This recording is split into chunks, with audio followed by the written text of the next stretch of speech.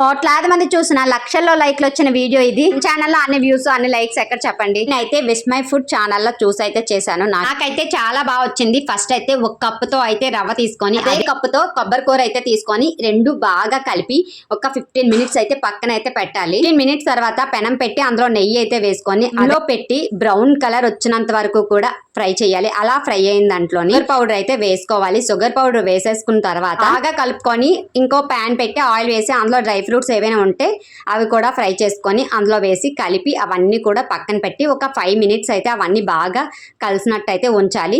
అలా ఉంచేసిన తర్వాత చిన్న బౌల్ అయితే నెయ్యి అయితే వేడి చేసుకొని అల్లకూరు నూకలో వేసేసి బాగా కలిపి కొంచెం పాలు కూడా వేసుకొని ఇంకా ఉండలు అయితే చేసేసుకుంటే మన రవ్వలాడు అయితే రెడీ అయిపోతుంది. రవ్వలాడు టేస్ట్ అనేది నెక్స్ట్ లెవెల్ అని చెప్పొచ్చు. ఇంకా మీరైతే ట్రై చేసేసి మీకు కూడా ఎలా వచ్చింది అనేది నాకైతే కామెంట్ చేసేయండి. ఛానల్ కొంచెం సబ్స్క్రైబ్ చేసుకోండి. Bye bye.